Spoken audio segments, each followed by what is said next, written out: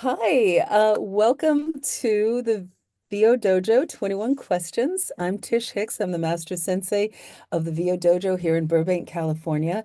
And I'm so excited to have our guest, Jen Rudin, uh, here to do the 21 questions with us. Jen and I we've known each other for a really long time in kind of like a adjacent adjacent ways. So I'm really excited to have you here. It's nice to be here in the small world that is animation. Our paths have intertwined over the past couple of decades, I think. Yeah, Yeah. it's good. And always feeling that connection of inspiration and whoa, she's so cool. So good, good, good. Are you ready to do the 21 questions? Let's do it. Okay. What is your one word check-in for today? Patience. Yeah. Patience in everything, whether it's patience in the marriage, patience with my adorable 3.5-year-old grandson, patience with show business, and patience with writing, and patience with my marathon training. So patience for everything, personal, work stuff, and leisure. Excellent. That's a powerful word in many, many ways. Yeah. Where are you from? So I grew up in New York City. I grew up right in the city on the Upper East Side back in the 1980s, and it was a gentler time to grow up there. But it was also the 80s in New York. It was also funky, tough, grungy, scrappy. But I grew up near the Metropolitan Museum of Art in Central Park, and in a nice pre-war building. And so I spent my life in New York. I did undergrad at the University of Wisconsin in Madison because my mom's from the Midwest and I have a lot of Midwestern roots, which is why I sound like I'm from the Midwest. She's from Illinois.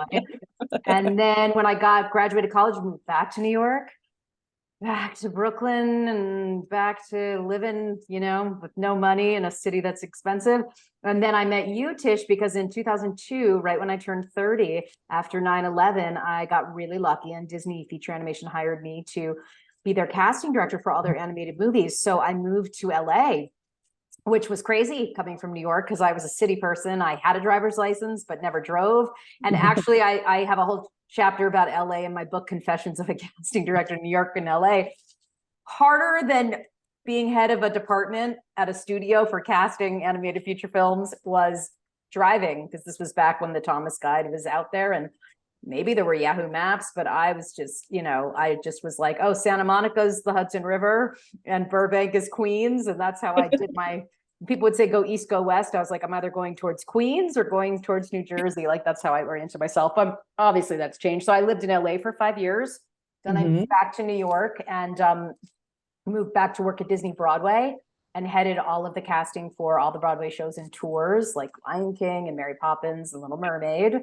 And then owned and operated Jen Rudin Casting from 2009 until 2020. And that's before COVID. I was really commuting because all the animation was in LA. So I would get on that 7 a.m. flight from New York and I would go show up in LA for 5 days and come back. And then during COVID, ICM hired me to head they were rehashing their voiceover department. I had a great 2 years. I would have stayed there till I retired, but CAA bought ICM.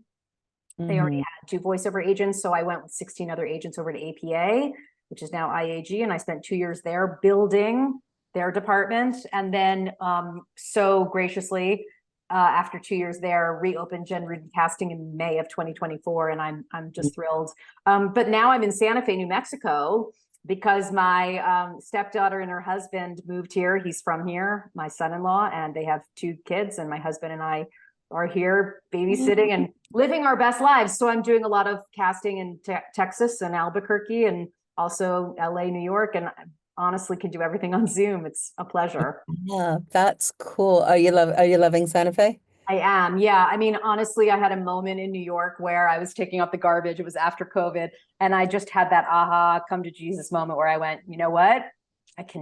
This cannot be it for the rest of my life. And it is so peaceful here. Not that New Mexico doesn't have a lot of problems. Right. It's a very poor state, but we have a beautiful, quiet home. It's the first time in my life, Tish, that I'm not sleeping with noise cancellation. And it's so quiet. And my we're cyclists, we're runners, we're just like out, and it's just, I just love it. And mountain time works really well for New York and LA. Yeah, that's cool. That's cool. That's cool. So you mentioned some of the amazing places that you've worked. What would some of the projects what are some of the projects that you've worked on over the years would we know you from? Sure. So I worked on The Incredibles. I finished up the casting. I finished up the casting on that movie. So when I showed up at Disney, they were still looking for their dash. So I found Spencer Fox in New York because I always liked kids from New York, child actors from New York like myself. So I finished The Incredibles. We did Chicken Little, Brother Bear, The Princess and the Frog, Frankenweenie. I won the Artios for Chicken Little and The Princess and the Frog, which is the casting director's version of the Oscar. And then after my Disney animation stint, and I worked on a movie called Rock Dog that Lionsgate released with Luke Wilson and J.K. Simmons and Lewis Black and Eddie Izzard. So, and then Arcane, which is on Netflix, that beautiful animated series. Wow. I helped them with, I cast at least the pilot and most of season 1. And then a lovely show on Netflix called Dead End Paranormal Park, which was Netflix's first trans male series. So I did that. And now, funny enough, I'm working a little bit more in live action these days, a little less animation, a little more live action. That is interesting. Yeah, so a couple of things that might have been life-changing. I mean, Yeah. I think The Incredibles is the one I always tell people, like, listen to the voice acting in The Incredibles, like Holly Hunter, Craig T. Nelson. They could have, and Samuel Jackson, Jason Lee, they could have just, it could be a live action movie with the way that they're doing their vocal performances. And I would also mention Rock Dog, which, Eddie Izzard and Kenan Thompson and Lewis Black and Luke Wilson, like what they're doing, and Mae Whitman's in it. Like, I'm so proud of that movie too, because I feel like, and this, everybody thinks that it's so easy to voice roles. And if you watch Eddie Izzard or Kenan Thompson in the voiceover studio recording, you'll see how difficult it is. Yeah, yeah. Now, how long have you been doing what you've been doing? I know, like it from the very beginning in terms of your acting career, right? Well, I was a professional child actor in New York City, which means that I started auditioning at like age 8. And so I think at age 8, I was auditioning, but by age 10 or 9, I was playing producer in my bedroom. Like, I would cut my playbills and I would make Rudin theater and playbills and like make my poor sister, who had no interest, be in like the shows that original musicals that and I found everything, Tish, packing up our lives and moving to Oh, New yeah. Mexico. I found all my playbills, all my Rudin theater playbills. So I really collected those playbills.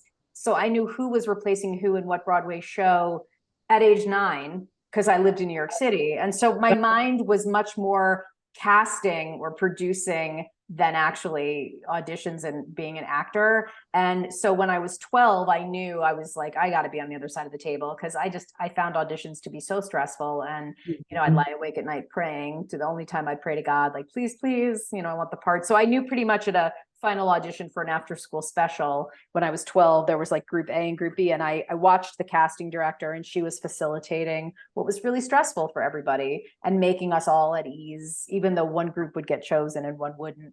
But I think when you go through the heartbreak and the promise of, like, I tested for growing pains, that show on ABC, the Tracy, like not getting that part and she got it, that rejection was more impactful than not getting into college early decision. Like, it's just like when you have those highs and lows at such a young age, it's so challenging. And that's why so many child actors get into, drugs and alcohol, because it's like they have to cope with the stress. I thankfully had parents who were not in show business and were very matter of fact. So I luckily didn't dabble, in that area.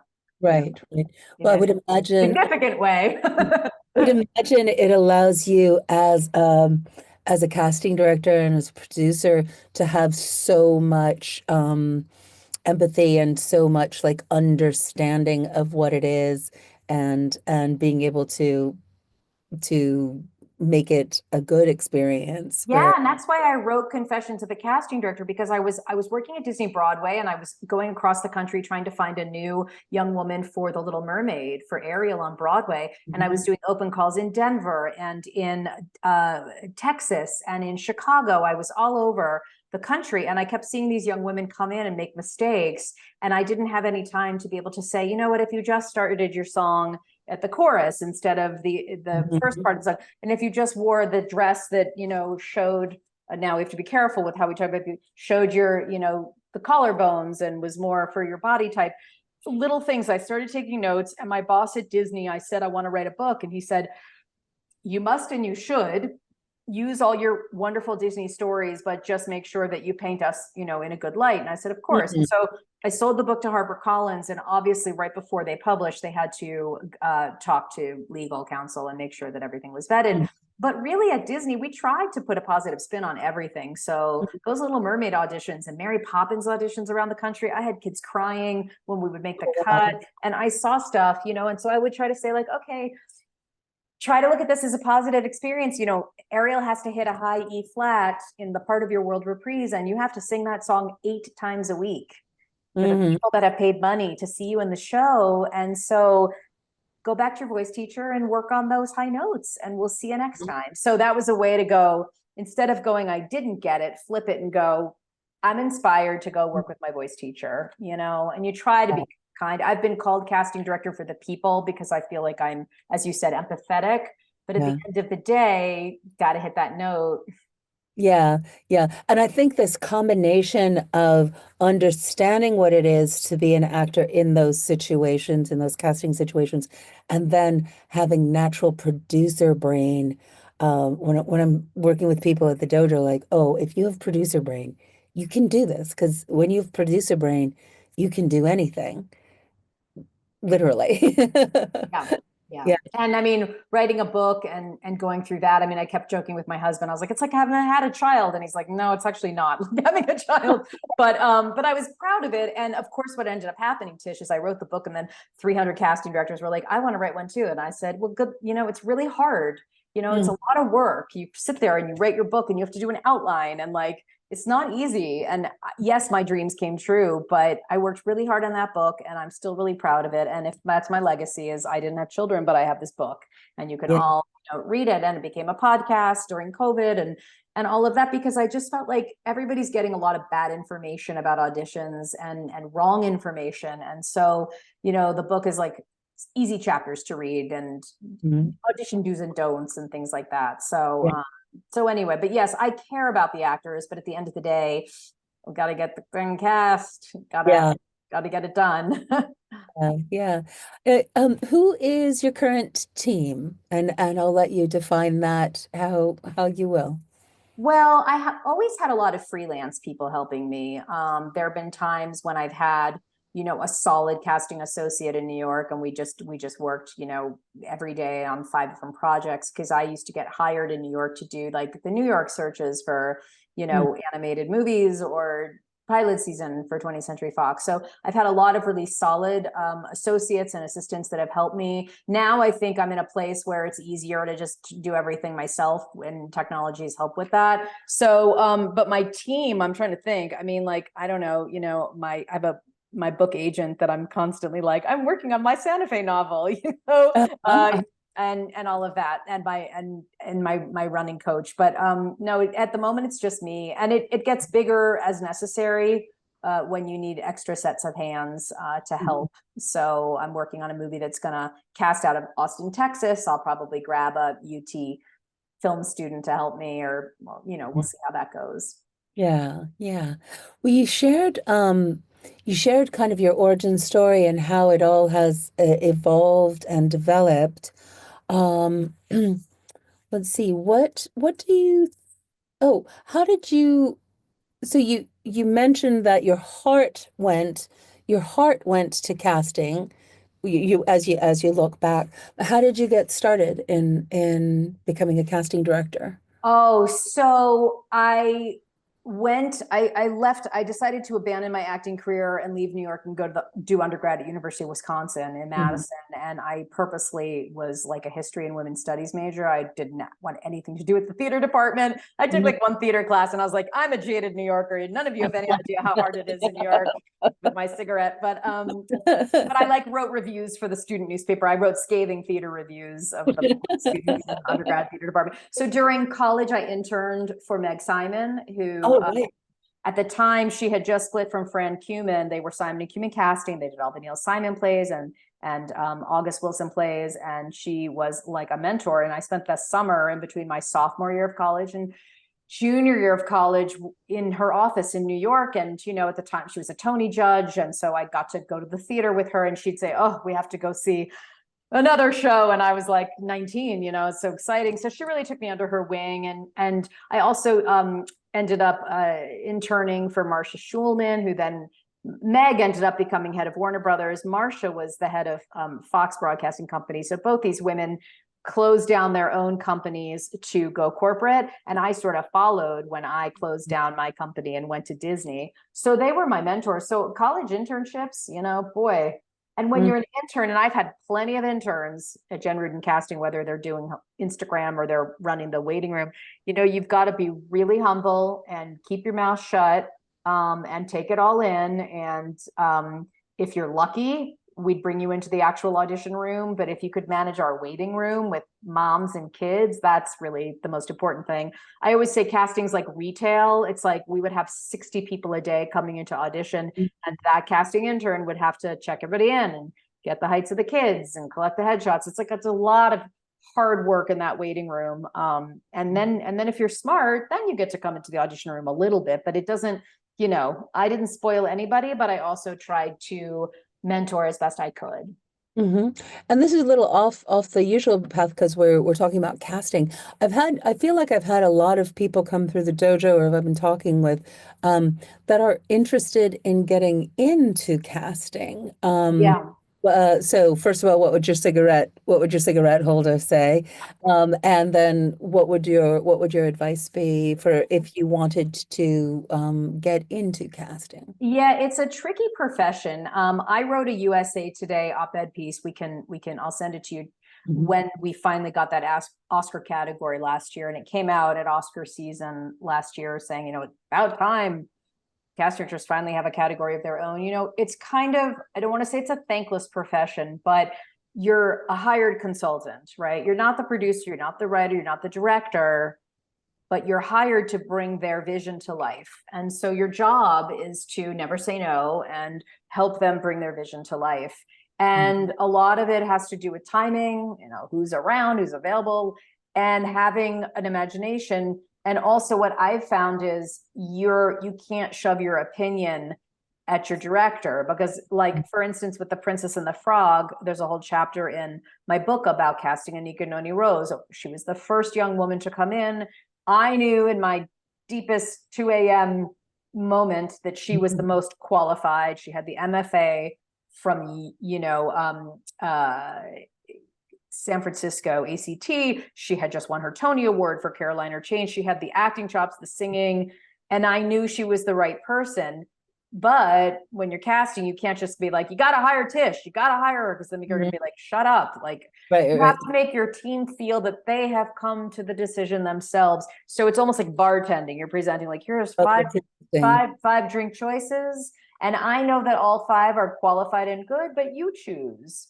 You choose. And if you'd like my opinion, I'll give it to you, but you have to lean in. It's a little bit of mommying, a little bit of diplomacy, a little bit of being a therapist. I worked with the late, great 𝗶𝗄 Bogdanovich, casting his last film. And at the time, he was not speaking to the producer, and the producer was not speaking to him. Well, who were they calling? Me. And so you're mediating, right? And at the end of the day, your job is to bring their, you know, their vision to life, but it's complicated. So I think if people want to get into casting, you have to have really great people skills. You've got to be really patient. You've got to find the joy in the actors. You've also got to be really fastidious with your paperwork and your notes and your status reports, and, you know, availability reports. We call them avail checks. And You just, so it's a lot of work. And I think people think it's really glamorous. It'll be glamorous if I get to walk the red carpet next year and have an Oscar nomination, but like, that's the big picture. But the day to day it's not that glamorous. Yeah. Interesting. So I'd say go to dental school, you know, be a dentist. It's It's like I joke about it, but I'm like, be a dentist, like be a wrist surgeon. Like you know, those are jobs that we need, you know, I mean, we need dentists, we need wrist surgeons. So Excellent. What would you say have been the 3 top ingredients in your success? I think I've always been friendly and I treat everybody equally. And I've gotten that feedback at Disney. Like I would have bosses that would say, you're so good with people. You're nice to the assistants because the assistants are tomorrow's executives. You're nice, you're pleasant, nice, smart, fun. I think those are 3 words I've always had to describe me. I've had people tell me I'm tenacious. Okay, I'll take that, although, but nice, smart, fun, which means get it done, be pleasant, but get it done. So firm but polite, you know. 3 things. Yeah, patience for sure, but I think also having a work ethic, you know, that's really like you can't drop the ball in casting because they'll fire you. You can't be lazy, they'll hire somebody else. So I think just being really fastidious and being super organized and having a brain that can have a million things happening and remembering who was in what. And I was as a young child, I was collecting all that information. I knew who was replacing who in what Broadway show. And that's helpful when you're a casting director, although my husband will say, I don't remember how to put things away in the, you know, where the dishwasher, like where things go in the kitchen, but I have a good brain for the other stuff. So. Right. If each of those things had a face. Right? Good. I think this is always an interesting word or phrase to bring, and you can share your opinion of it. But what would you say was your big break, or if you had one, or if you believe in big breaks? Not from an acting point of view, but for casting. Yeah, I would say I was the New York casting assistant on a Chris Rock movie, Head of State, and everybody flew in from LA for the table read. And I think it was Leslie Feldman was there. I'm not sure if it was Leslie or somebody else from DreamWorks said, you know, you're really smart. You should come to LA. You're really smart. You do well out there. And so it was the summer of 2002. It was just after 9/11. So we were just, you know, really despondent in New York. It was a very tough time to be there. And I had just finished casting the marathon season for Ensemble Studio Theater. So I had all these great New York Times reviews talking about the actors I'd cast. And I printed out my Times reviews. And my father, God bless the man, he's 90 years old today, booked me on his miles, because I had no money, a flight to LA. And I started to set up meetings, and I didn't know how to drive a car. And I got all these meetings set up, and I said to my dad, "Oh, I'll just rent a car." And he said, "No, Jennifer, you can't. You don't know what it's like till you get there." So he said, this is long before Lyft and Uber. This is the summer 2002. He said, you're gonna have these meetings because I really want you to get a break, and I'm gonna pay for some car service, and you will pay me back when you can.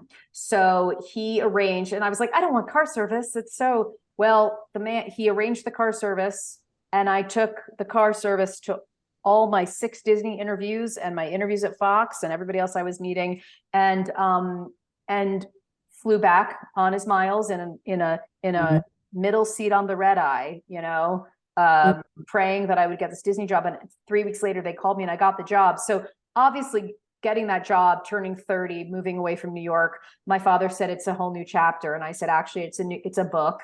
It's a new book. And he said, I'm really proud of you. And he didn't mention the $900 in car service. And so I got set up at Disney. It's probably when we met. Mark Quinn took me to lunch, whatever. We went to a Lakers game or something. And I was finally able to write my dad a check and was like, thank you so much. And so Disney was the big break, but those meetings, those interviews, I mean, that was not a joke. I had 6 interviews with 6 different producers, and then they called me back to meet the heads, and then I got on that red eye, you know, and I just sat there praying, hoping, because Brooklyn was so bleak and New York was so bleak after 9/11, and we had I just needed a change. And Yeah. so thankfully I moved, and I learned to drive a car, and made my way learning. But they were making fun of me at Disney when I showed up. They're like, oh my God. Like, I had one colleague, the Chicken Little producer, Randy Fulmer, he recently passed away. Maybe you met him. He came into my office every day and was like, how's it going? How's the gas? Have you put gas in the car yet? How's the driving? And I had a flat tire. He helped, he changed, you know what I mean? He like sort of took me under his wing and was like, this young woman just moved here from New York.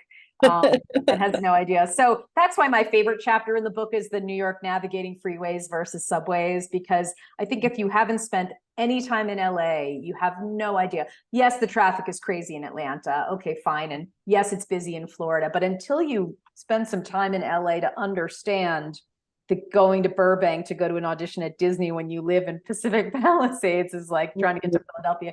So I really learned a lot. I learned so much when I got there. And also getting out there and learning about what going to lunch with everybody. Because I was like, well, from New York, we go for drinks. We don't have lunch. But that was my big break. And I'm very grateful that it happened at a young age, because I was so young that I almost didn't realize, like, oh my God, I have to go run a studio department.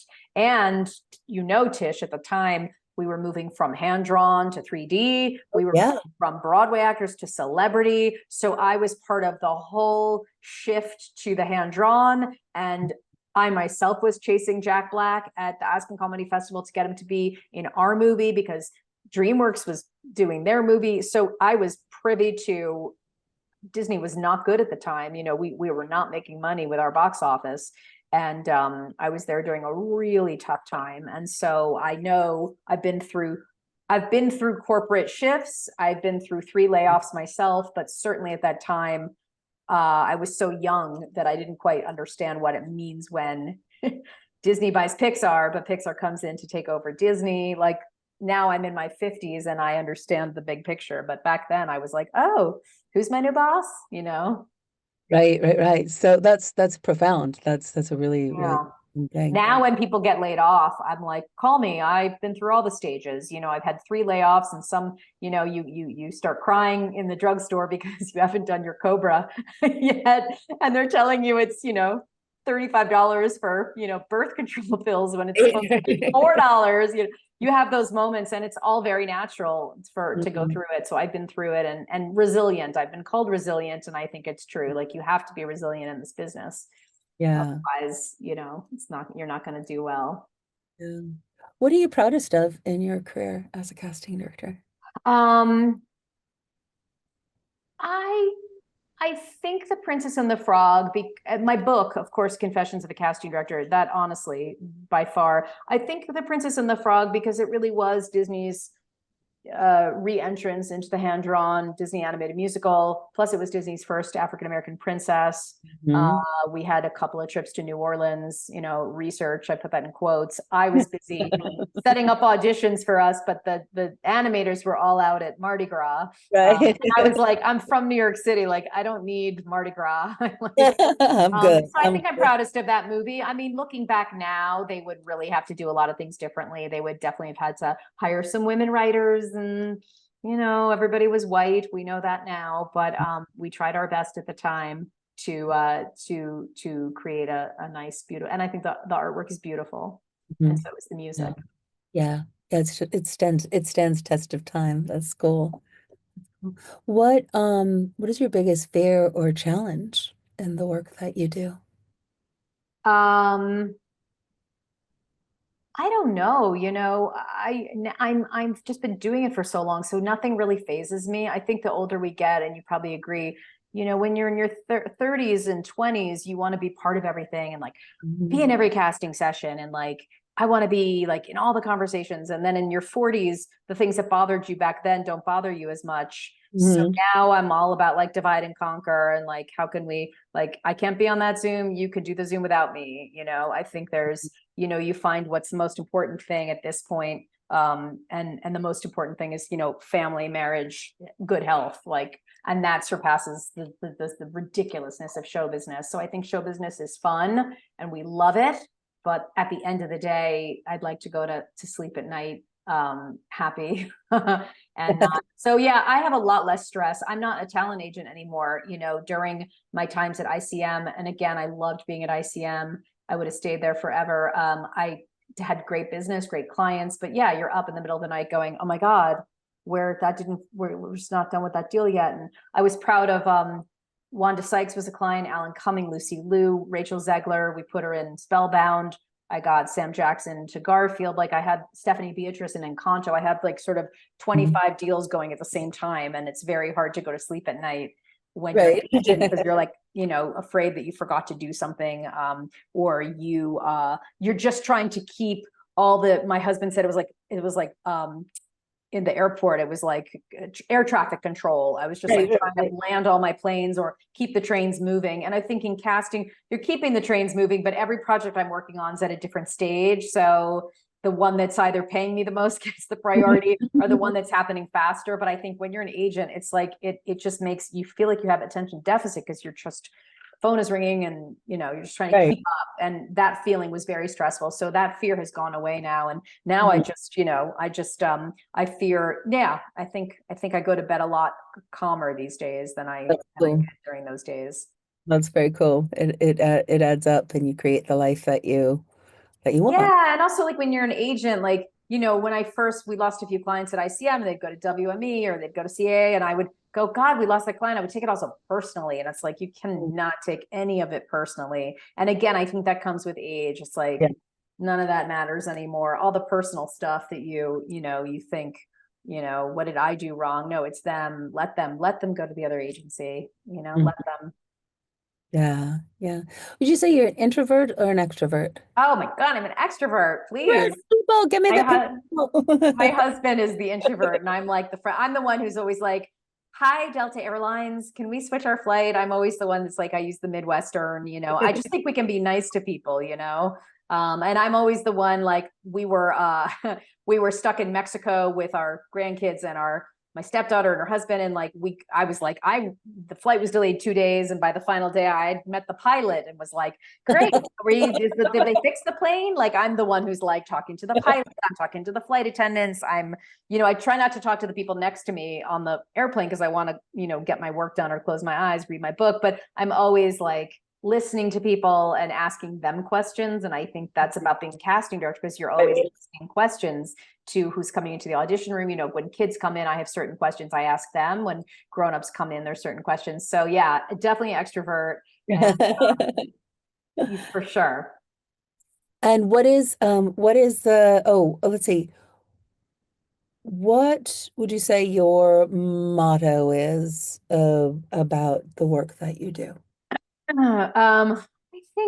I think two things, you know, keep moving forward and little steps.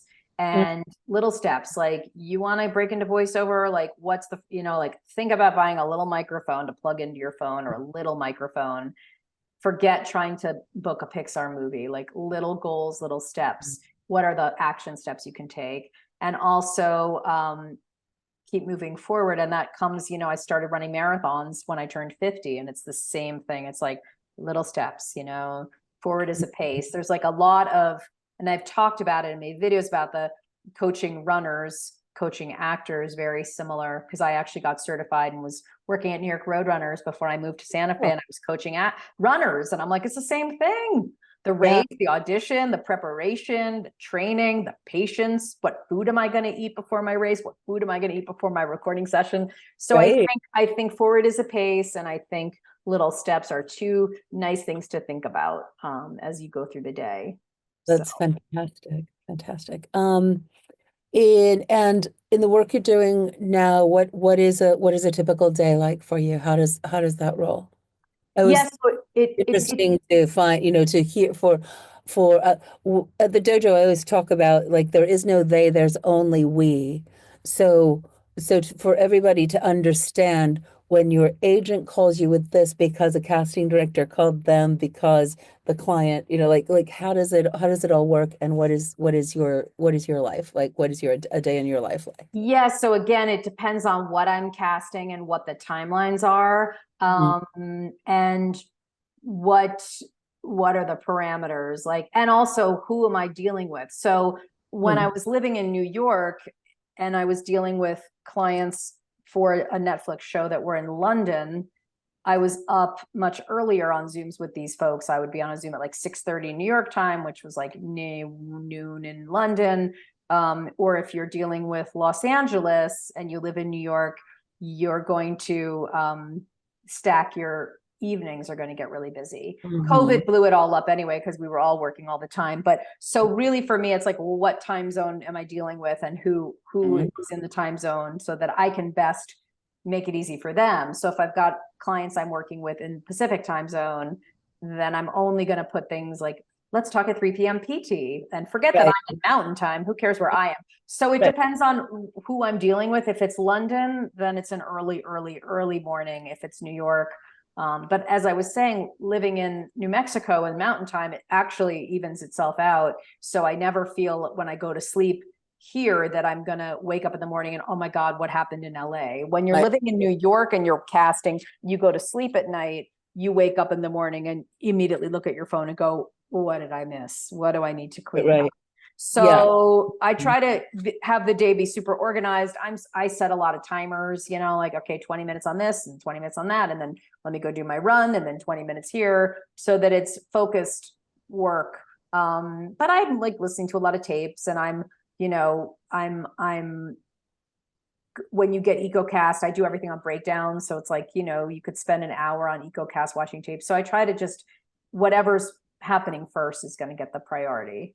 And I used to be somebody who needed to do everything right away. And in my departments at the agency with my assistant or my coordinator, I would say, like, on a scale of 1 to 5, we have to like plan our day 1 to 5.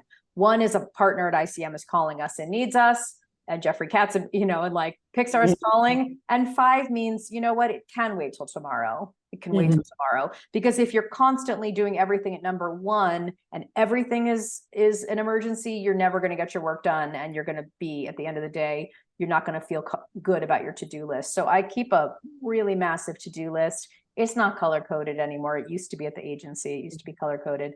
But I do that, and you just got to go through it and just, and they always all say, like, do the task at the one thing in the morning that you don't want to do that one first. So, but you got to be organized. It's and prompt. And I think for the actors, you know, your agent sends you an audition, just write that confirmed. Thank you, confirmed. Just communicate that you got it. I had an audition on Zoom today, and the actress said, I said, and this was the producer, hi, any questions about the script? I had sent the script. I didn't even get to finish the script. And I'm already like, you need to read my book. Like, we sent you the script. Like, you've offended everybody in this Zoom now. So just like be prompt and like say confirmed and do your research. And I try to do the same as well. How do you make everyone's day easier?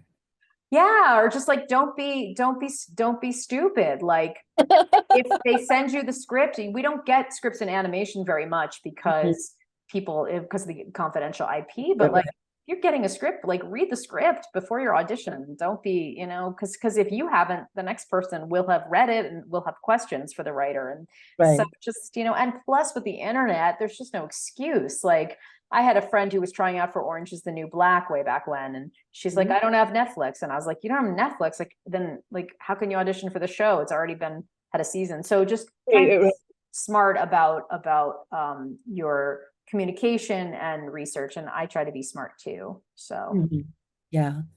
And last of the questions might be a variation of the brilliant, like the wisdoms that you've shared. But knowing what you know now, what would you say to yourself at the beginning of your career? Get that PhD and be a history professor. No, dental work. I don't know. I mean, I you know, it's the same thing. It's like, everybody wants to know, like, should I quit my acting career? You know, should I do it?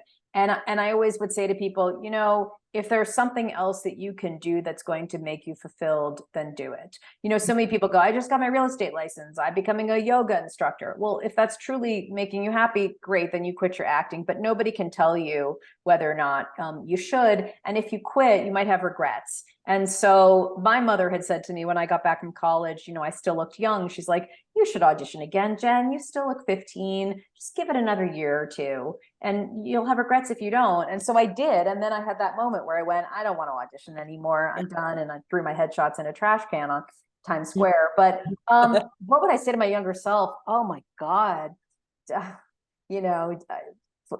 There's, don't stay away from,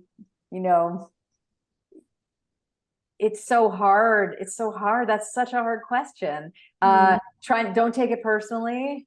That's a big thing because we were just talking about when you're in your 20s and 30s and, you feel like it's also, don't take it personally. And somebody said to me, rejection is God's protection. And I think that might be something in the 12 steps. I don't know. And it really helps me now because if I interview for a job, a casting job, and I don't get it, like I just interviewed for something and I didn't get it. And I'm like, well, obviously one of my colleagues got it and that's okay.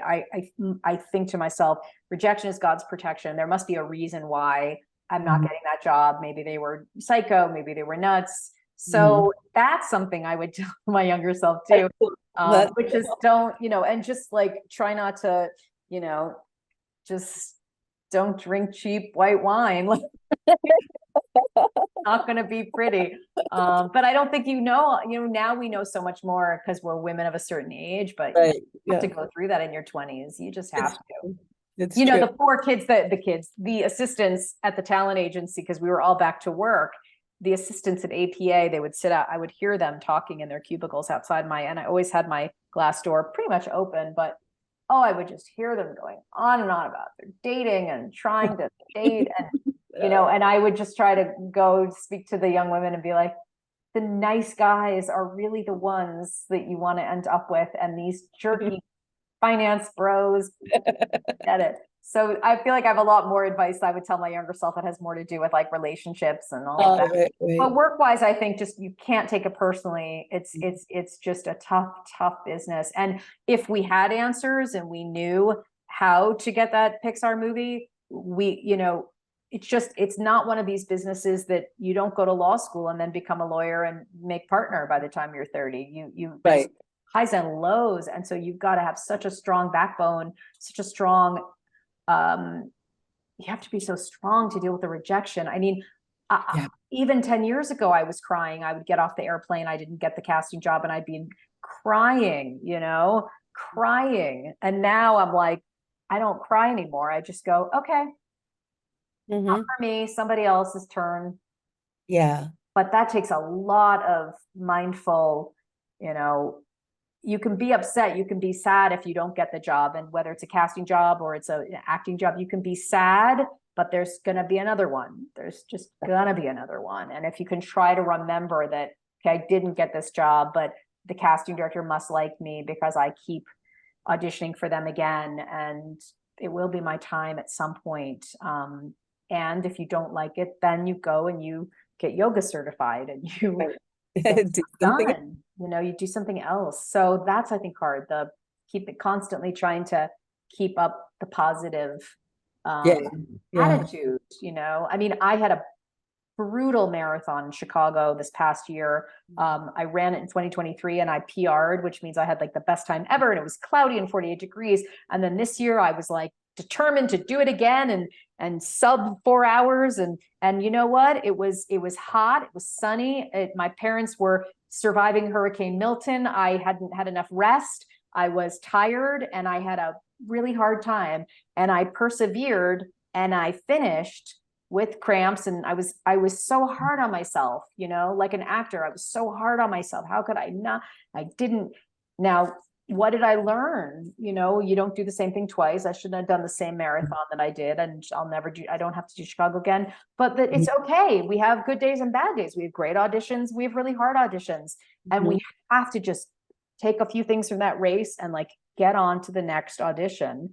And I was so tough on myself, and it was shocking. And my husband was like, what is you in this rut about this? It's just a stupid one-day marathon race and you finished. You didn't have to go, so now I have Denver coming up in May and I'm like, you know what?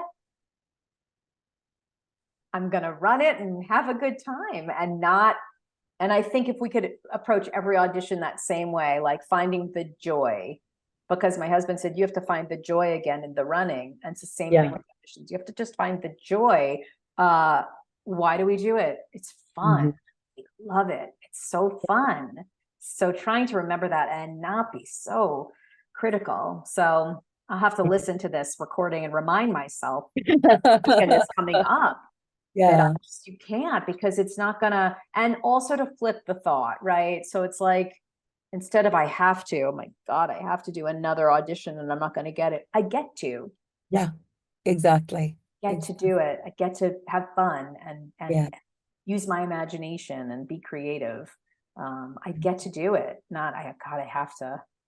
Yeah, exactly, exactly. I really love the metaphor or the comparison of running marathons and choosing an acting career, because you choose to run marathons and you choose to have an acting career, and they require the same Do. everything.